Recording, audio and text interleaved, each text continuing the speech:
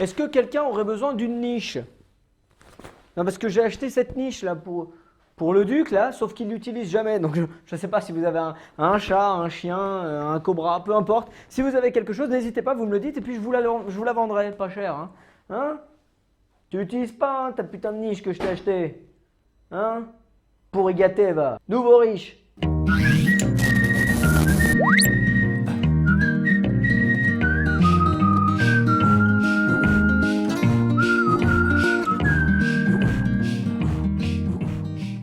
Et bonjour! Comment ça va, amigos? Ah, comme il est loin, le temps où j'étais dans ma chambre avec ma PlayStation 2, en train de jouer à l'irremplaçable, l'indémodable, que dis-je, l'inoubliable Dragon Ball Z Tenkaichi Budokai 3. Le meilleur jeu Dragon Ball Z jamais sorti, jamais égalé. Je sais pas si vous regardez bloquer la série, mais à un moment ils le disent, mais tu te rends compte quand même que les jeunes qui ont aujourd'hui 15 ans, la première console qu'ils ont eue, ces petits bâtards, c'était la PlayStation 2. Parce que moi, ma première console, c'était la Sega. Et je jouais à Sonic avec. Mais passons, on n'est pas là pour parler de ça. Enfin, tout ça pour dire qu'effectivement, Dragon Ball Z Budokai Tenkaichi 3, clairement pour moi, il n'y avait pas eu de meilleur jeu Dragon Ball Z qui n'était sorti sur PlayStation ou sur toute autre console. Même Dragon Ball Fighter Z, hein, excuse-moi, je sais que c'est un jeu très populaire et que tout le monde aime, mais moi personnellement, j'ai du mal avec Fighter Z. Et pour te dire, je l'ai et j'y joue jamais. Bon, déjà parce que j'ai pas envie de payer l'abonnement PSN, et puis en plus parce qu'à chaque fois qu'il y a des amis qui viennent à la maison, il faut dire qu'il est quand même assez compliqué à prendre en main hein, de premier abord. Donc ils ont toujours besoin d'à peu près une demi-heure pour commencer à le prendre en main, une demi-heure pendant laquelle moi je baisse mon niveau de jeu pour pas les dégoûter, pour qu'ils puissent prendre un peu de niveau avant qu'on s'affronte concrètement. Et pendant que je les laisse gagner, il y a toujours un connard qui, pendant qu'il joue, va toujours me dire « Mais en fait, mais il est facile ce jeu mais t'es nul !» Toi qui viens à la maison et qui joue à Dragon Ball Fighter Z avec moi et qui m'a dit ça il y a pas très longtemps, tu te reconnais et je te méprise. Fin de tout pays et de tout. Et pour être franc avec toi, Kakarot, quand j'ai commencé à jouer avec, eh ben, j'ai pas vraiment accroché, je l'ai trouvé long, chiant, sans intérêt. Moi, je joue surtout à FIFA ou à Call of, tu vois, donc ce genre de jeu action RPG, bah, j'y joue jamais. T'as cru que j'étais pro parce que j'avais dit action RPG, mais t'arraches pas, je viens de lire sur Wikipédia ce que c'était qu'un action RPG. Parce que jusqu'à aujourd'hui, pour moi, un RPG, c'est ça. Et du coup, quand tu allumes le jeu, pour t'expliquer le préambule, en fait, si tu veux, il y a énormément de dictatiel, environ 243 heures de dictatiel écrit qu'il faut lire, appuyer sur suivant et lire des pages entières de dictatiel pour t'expliquer comment le jeu va marcher. Et moi, j'étais certain d'avoir acheté un jeu DBZ genre GTA. Donc si tu veux, je me suis dit ça va être facile. Les missions, les orbes Z, les objets, les quêtes, les contre-enquêtes, j'en ai rien à foutre. Moi, je veux juste tuer des gens, faire des boules de feu et voler. Et donc, tu l'as compris, je me suis rapidement fait chier sur ce jeu. Et puis je me suis rappelé qu'il m'avait quand même coûté 70 balles, donc je me suis quand même un petit peu accroché. Oui, je sais qu'il coûte 50 € sur Amazon et je t'emmerde. Donc je me suis accroché, j'ai essayé de comprendre un peu comment ça fonctionnait, les orbes Z, les missions, les quêtes, etc., etc. Et puis au fur et à mesure que j'ai commencé à prendre le truc du jeu, mais j'ai compris. C'est de la bombe en fait ce jeu. Et franchement, niveau kiff dans le jeu, j'ai enfin trouver un jeu qui rivalise à peu près avec mon amour de toujours qui était Budokai Tenkaichi 3, même si les deux jeux n'ont rien à voir. Bon et avant d'aller plus loin sur cette vidéo amigos, il faut quand même que je vous précise que je fais cette vidéo en partenariat avec Bandai Namco qui m'a donné la coquette somme de 15 000 € pour tourner cette vidéo et pour en parler. Non, je déconne, c'est pas vrai. Il n'y a personne qui veut faire des partenariats avec moi. J'ai 1500 abonnés, tout le monde s'en bat les couilles. Abonne-toi, Duc. Duc. Je peux dormir avec toi ce soir? Duc, est-ce que je peux dormir avec toi? Salut, je suis Duc. Et je ne laisserai pas Yaniv dormir avec moi. Elles sont où mes croquettes? Donc le jeu Dragon Ball Z Kakarot te permet de revisiter toute l'histoire, toute la trame de Dragon Ball Z en incarnant différents personnages, type Goku, Gohan, Trunks, Piccolo, Vegeta. Alors évidemment, première interrogation que je vais tout de suite lever, malheureusement non, Tenshinhan n'est pas jouable. Tenshinhan n'est qu'un allié. Tu ne peux pas jouer avec lui, voler avec lui, tout ça, tu ne peux pas. C'est vraiment le gros défaut que je reprocherais à ce jeu. À la fin, je veux vraiment croire que je suis le seul fan de Tenshinhan.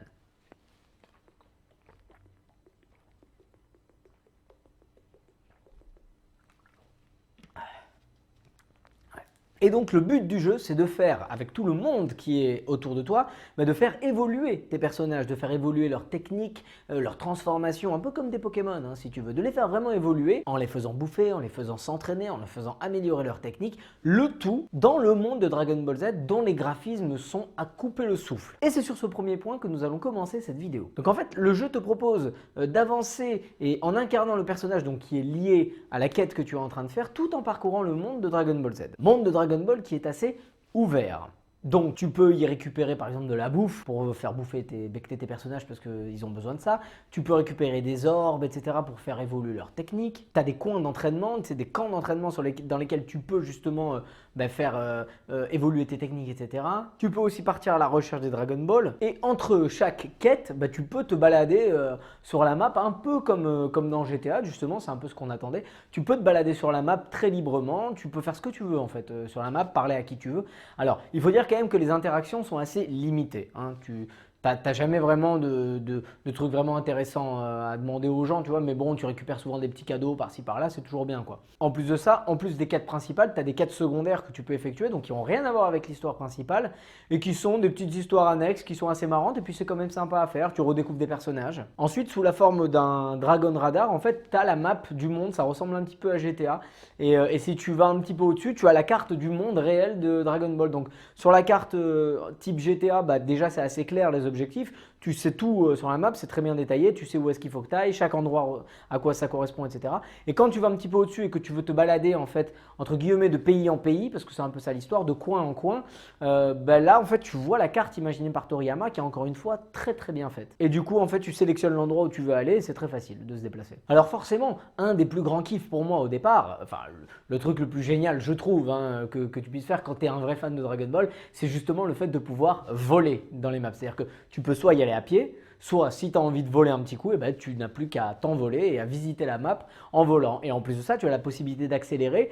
Et je trouve que c'est vachement bien représenté le fait que quand ils accélèrent, tu vois que les persos Dragon Ball, ils vont genre 200 fois plus vite qu'un avion, quoi. Et ça, c'est vraiment bien fait. Alors par contre, il y a juste un mini bug, c'est justement quand tu vas dans l'eau. En fait, quand tu vas dans l'eau, tu continues à voler, tu as juste une petite barre de vie qui indique que ton énergie elle est en train de baisser, que tu es en train de te noyer, quoi. Mais en gros, il n'y a pas vraiment de différence quand tu es dans l'eau et quand tu es en haut. Bon, c'est un mini truc que j'aime pas trop, mais bon, c'est pas très grave quoi. Mais alors, le truc que je préfère faire quand je suis sur la map, et je trouve que c'est juste génial, et c'est là où tu vois que c'est vraiment un jeu fait par des fans pour des fans, c'est le fait que tu puisses repérer les ki autour de toi. Tu appuies sur L1 pour ceux qui ont la play, et en fait, ça te permet de voir la map du monde, mais sous un aspect genre spirituel, tu sens les choses. Donc en fait, tu sens tout ce qui se passe autour de toi, et c'est vachement bien fait. Enfin, le ki est vraiment bien détaillé par un jeu en fait de couleurs, d'aura, etc. Et ça ressemble vraiment à ce que moi j'aurais imaginé si j'avais ce pouvoir justement de détecter les ki. Et quand tu approches par exemple d'un adversaire, ou peu importe de qui, en fait, plus il est fort, plus tu vois qu'il est un ki vachement élargi, vachement énervé, et s'il est plus fort que toi, par exemple, ça va être orange. S'il est du même niveau, c'est jaune, et s'il est un peu moins fort, c'est bleu. Et ça, c'est vraiment génial. Enfin, moi, en tout cas, j'adore le faire. J'adore approcher des personnages et regarder leur ki. Alors, plus tu t'avances dans l'histoire, plus les gens avec qui tu es en fait ont l'habitude de baisser leur ki au maximum, donc ils n'ont pas grand chose. Mais les adversaires ont des ki mais démesurés, bon, sauf les cyborgs du coup, puisque eux n'ont pas d'énergie. Bon, cela dit, au niveau de la map, il y a quand même 2-3 bémols dont il faut quand même parler. D'abord, ce sont les temps de chargement. En fait, tu ne peux pas parcourir la map autant que tu veux. Tu ne peux pas te balader où tu veux dans la map comme justement dans un GTA. Si tu veux aller par exemple de la tour Karine à Kame House, tu ne peux pas le faire en volant. Et ça, je trouve ça vraiment dommage. Moi, j'aurais bien aimé pouvoir me balader, tu vois, d'un endroit à l'autre. Mais en fait, pour le faire, il faut que tu appuies sur la carte du monde et que tu sélectionnes l'endroit où tu vas aller, et entre les deux, il y aura un temps de chargement. Tu vois? Donc si par exemple, tu es en bas de la tour sacrée là, avec Oupa et tout, et que tu veux montrer au sommet de la tour Karim, et que tu de la tour Karim. Ouais, le lapsus. La tour Karim. T'imagines? La tour Karim. Au lieu d'avoir genre des Sanzu et du Chala et Chala, tu montes, il y a toujours le chat, mais il te sert du couscous et il chante Ya Rayahouen Msa. Enfin bref, aparté. Donc la tour Karine, j'aurais bien aimé, par exemple, pouvoir aller de la tour Karine directement sur Terre en volant, tu vois. Ben là, tu peux pas. C'est-à-dire que si tu es en haut du palais divin et que tu veux retourner sur Terre, il faut que tu descendes. Et il te dit, voulez-vous aller sur la tour Carine? Ben, tu es obligé de dire oui, il y a un temps de chargement. Et de la tour Carine, tu veux redescendre encore sur Terre, et bien, il y a encore un temps de chargement. Donc ça, c'est vraiment dommage. Et les temps de chargement durent quand même assez longtemps. C'est chiant. Deuxième petit point qui m'a vraiment, mais qui me gonfle au plus haut point dans la map, c'est le fait que tu sois constamment emmerdé par des ennemis. En fait, il y a des robots du Red Ribbon et des soldats de Freezer qui sont tout le temps sur la map et quand tu avances, en fait, ils te détectent et tu vois le métrage qui diminue, en fait, tu les vois s'approcher de toi. Et en fait, tu peux pas faire 1 mètre sans avoir des connards qui viennent t'emmerder. Alors, c'est cool parce que c'est de l'entraînement. Si tu veux, quand tu viens d'apprendre une technique, tu vois, tu es content de pouvoir l'appliquer. Mais c'est relou quoi, c'est harcelant genre. Tu ne peux pas avancer sans… En gros, tu es obligé un peu de calculer les endroits où tu vas aller quoi. Alors il y a quelques techniques, genre s'il arrive que tu accélères, tu peux le semer, tu vois. Mais c'est quand même chiant parce que l'endroit où il est, du coup, tu peux plus y retourner sans être obligé de te battre avec lui. Alors il y a une autre technique, c'est de leur foncer dessus. Quand tu leur fonces dessus, t'as pas besoin de te battre, tu les tues du premier coup. Mais c'est quand même compliqué de les viser à chaque fois. Donc s'il y en a qu'une technique pour qu'il n'y ait plus d'ennemis, je suis preneur. Moi je détruis toutes les tours du Red Ribbon à chaque fois, mais ça sert à rien. Et le troisième bémol que je dirais, c'est qu'au niveau des quêtes, c'est souvent quand même assez facile. C'est pas des quêtes, justement encore une fois à la GTA, où tu vas devoir la refaire 150 fois la mission avant d'y arriver. Tu vois. Les quêtes c'est souvent… va voir Muten Roshi et genre il est à 3 mètres donc tu y vas et tu lui parles et la quête elle est terminée du coup. D'ailleurs petite anecdote et c'est un bug assez connu apparemment. Tu sais pendant l'épisode des Saiyans quand tu dois attendre 3 heures le temps que Sangoku revienne, quand Vegeta dit on va attendre 3 heures on va voir. Voilà. En gros tu as une mission c'est parle à tout le monde pour préparer une stratégie. Ok, tu incarnes Sangohan. Moi je me suis dit bon ils sont là, je vais aller faire un petit tour de la map pour aller, genre je sais pas moi, visiter, comprendre comment ça marche et tout et tout. Donc je me barre, je commence à visiter un peu la map, à voir un peu comment ça fonctionne. Et là d'un coup, le point qui indique le lieu de la mission principale disparaît. Donc je me suis dit mais merde, donc en fait il faut que je résolve une mission pour retrouver mon point principal. Et comme il y avait écrit parle à tout le monde, j'ai parlé à tout le monde, dans toute la map. J'ai fait tout le tour de la map et j'ai parlé à absolument tout le monde. Pendant 2 heures, j'étais perdu. Je croyais qu'il fallait que je retrouve un dinosaure, je croyais qu'il fallait que j'aide Pilaf à trouver un trésor. Enfin bref, j'en pouvais plus. Jusqu'à ce que j'aille sur Google et qu'en fait on me mette une map avec écrit que c'était effectivement un bug et il te mettait le point où il y avait Piccolo et Krillin pour pouvoir y retourner pour faire la mission. J'étais dégoûté, j'en pouvais plus. Franchement, sur le coup, j'ai cru que je n'allais plus jamais y jouer à ce jeu, j'en pouvais plus. En fait, c'était juste un bug. Voilà, pour ceux qui vont rencontrer ce bug, s'ils le rencontrent, vous inquiétez pas, c'est juste un bug. Le gros avantage de ce bug, c'est que justement, c'est grâce à ce bug que j'ai commencé à comprendre comment la map autour de moi marchait et comment je pouvais interagir avec. En revanche, il y a un point qui est très positif pour moi, c'est le fait que, en fait, je disais que Tenshinhan n'est pas jouable. C'est vrai, mais dans les quêtes secondaires, Tenshinhan est souvent un adversaire que tu dois affronter pour devenir plus fort, pour t'entraîner. Ce qui veut dire que ce jeu qui est fait par des fans considère Tenshinhan comme un adversaire assez puissant pour en faire une quête secondaire pour te faire améliorer. Ce qui veut dire qu'ils considèrent que Tenshinhan est quand même un adversaire de valeur et rien que pour ça, ils ont toute ma considération. Tu dois te battre par exemple avec Goku contre Tenshinhan ou Vegeta va s'entraîner contre Tenshinhan et ça c'est vraiment stylé. Ça me faisait chier de le fracasser à chaque fois mais bon après… fallait que j'avance quoi. Bon évidemment entre chaque quête tu as l'intérêt on va dire suprême du jeu, c'est évidemment l'animé. L'animé que tu peux revoir en image de synthèse vachement bien fait, qui s'encombre d'aucune longueur, donc c'est vraiment Dragon Ball Kai quoi, hein, et encore mieux. Bon évidemment en termes de faisabilité, tu vois il y a quelques petites erreurs tout le long de l'histoire.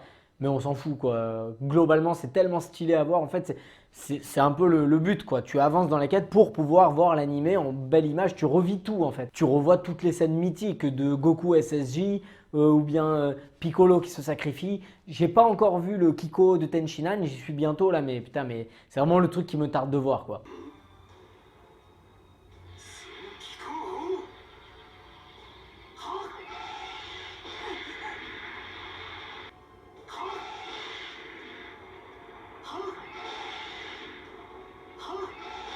Et du coup, c'est ça qui fait qu'on a absolument envie de continuer à avancer pour pouvoir voir l'animé. Et en plus, avec l'animé, il y a quelque chose que le mélomane que je suis n'a pas pu ignorer, c'est le fait qu'ils y ont inclus les musiques Toulouse est une ville dangereuse. Ils y ont inclus les musiques originales remasterisées de l'animé Dragon Ball Z. Est-ce que tu imagines le truc? Tu es en train de te balader dans la map, etc. Tu fais des quêtes et tu as les musiques originales de Dragon Ball Z remasterisées. Tu sais, t'es là, tu te balades dans la map et t'as cette musique-là. et tu sais que tu as une mission à accomplir, mais tu es investi de ta mission. Je peux te dire que tu vas aller jusqu'au bout de ta mission. Et par-dessus le marché, mais ça ils le font dans chaque jeu Dragon Ball Z, tu as effectivement les voix originales japonaises. Et il paraît que tu as les anglaises aussi. Bon, je les écouterai pas parce que quand je regarde des extraits avec le truc anglais, ça me donne envie de gerber, mais elles y sont aussi. Mais en tout cas, tu as les voix japonaises.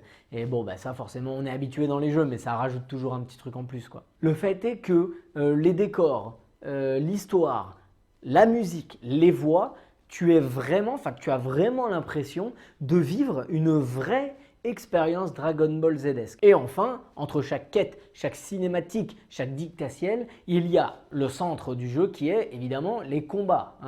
C'est un jeu pas de combat, mais il y a quand même des combats. Et justement, on va parler maintenant de ce dernier point qui est quand même très important dans le jeu. Alors pareil qu'au début, si tu veux, quand j'ai commencé à jouer, je trouvais les combats vachement compliqués quoi, à prendre en main, les esquives, les trucs, les machins, je comprenais rien et rapidement ça m'a gonflé en fait. Sauf que quand j'ai commencé à vraiment comprendre comment le jeu marche, comment les combats marchent, etc., là j'ai commencé vraiment à surkiffer. Et c'est vrai qu'en fait, bon, une fois que tu as compris ça, c'est vrai que le jeu va plus vite, mais donc l'intérêt du combat consiste en ta capacité, si tu veux, à repérer le moment où l'autre va attaquer, va baisser sa garde pour toi pouvoir attaquer si tu veux. Une fois que tu commences à jouer sous ce prisme-là, effectivement, le combat prend beaucoup plus d'intensité et beaucoup plus intéressant. Tu peux développer tes techniques au fur et à mesure du combat. Et en plus, par rapport à des Budokai ou des Budokai Tenkaichi ou des Xenoverse, si tu veux, à chaque fois que tu fais une attaque, tu n'as pas toute la cinématique de l'attaque. Ça, c'est génial parce que en fait, un Kamehameha part dans la foulée comme si tu mettais un coup de poing, si tu veux.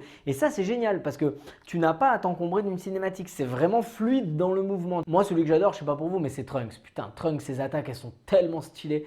Le Burning Attack, là, où son truc, là, putain, mais ses attaques à lui, elles sont géniales. Et ça se fait vraiment dans le flux du combat. Et ça, c'est un plus. C'est un plus qui est indéniable. Le combat va beaucoup plus vite, c'est beaucoup plus fluide. La capacité à se téléporter dans tous les sens pour approcher l'adversaire, etc. Mais donc voilà, quoi. Tout le but, c'est tu peux te téléporter, tu peux te téléporter derrière. Au niveau de la protection, soit tu te protèges, soit tu balances un putain de bouclier qui envoie le mec valser. Mais ça, c'est tellement jouissif. Puis tu peux te créer ta propre stratégie. Bon, je t'avoue que moi, c'est une stratégie un peu de pute. C'est-à-dire que moi, je reste assez loin, si tu veux. J'y vais jamais en frontal, tu vois. Je reste toujours un peu loin. J'attends que l'autre commence à charger son ki parce que quand il charge, une seconde après, normalement, il fait une attaque. Et au moment où il fait son attaque, je passe derrière et je le défonce. C'est un peu le catenaccio de Kakarot, moi. Voilà, c'est comme ça que je joue. D'ailleurs, certains amis qui verront cette vidéo et qui jouent à FIFA avec moi savent qu'il n'y a pas que sur Kakarot que je joue comme ça. Bon, et évidemment, un des énormes, méga, giga gros points forts des combats dans Kakarot, eh bien, c'est les transformations et le fait que la transformation impacte ta puissance de combat. Je m'explique. À partir du moment où tu as des transformations et que tu les inclus dans la palette de techniques de ton personnage, que ce soit Kaioken, Super Saiyan, etc., à partir du moment où tu te transformes, alors ton ki baisse plus rapidement, tu es obligé de le charger beaucoup plus souvent parce que s'il arrive à 0, tu te détransformes. Mais par contre, tes attaques font genre 20 ou 30% plus mal. Et là, pour un fan de Dragon Ball, mais là, c'est la cerise sur le gâteau, c'est le pompon. Le fait de pouvoir te transformer et que ça ait un impact, ça veut dire que quand tu mets une patate à un type en forme normale et quand tu mets la même en Super Saiyan, c'est pas la même chose. Et tu peux vachement jouer avec ça. C'est-à-dire que tu as une grosse attaque à faire, tu te transformes avant, tu balances ton attaque et tu redeviens en forme normale. Enfin, et ça, c'est tellement cheaté, mais c'est tellement génial de pouvoir se transformer en plein milieu du match. Dans Fighter, on peut pas. Dans les anciens Tenkaichi, on pouvait, mais il n'y avait pas une vraie augmentation de puissance au final entre les deux transformations. Et ça, vraiment, je trouve ça mais génial qu'ils aient pu inclure cette fonctionnalité-là. Donc voilà, pour toutes les raisons que je viens d'évoquer, je classerais volontiers sur PlayStation 4 Kakarot comme le meilleur jeu Dragon Ball Z qui est jamais sorti, PlayStation 4, PlayStation 3. En gros, je le mets bien au-dessus de tous les autres, sauf Budokai Tenkaichi 3 bien sûr. Mais il est pas loin, tu vois, il est pas loin. Avant d'aller plus loin, il faut quand même se dire que Budokai Tenkaichi 3, c'était pour moi à l'époque sur Play 2 et tout, tu vois, c'est old school, tu vois, donc c'était vraiment du bonheur à l'état pur. Tu passais ta vie dans ta chambre là, à jouer à ça avec tes potes, c'était génial. Ah non, 30 ans, bon, j'ai plus grand pote moi qui viennent jouer à Kakarot avec moi. Mais malgré tout, c'est quand même un grand kiff et c'est pour ça que je le mets juste en dessous de Tenkaichi 3. Je pense parler au nom de tous les fans de Dragon Ball Z qui ont ce jeu pour dire bravo aux développeurs du jeu. Alors moi j'y connais rien, je sais qu'il y a Bandai quelque part, mais après les créateurs, je sais pas qui c'est.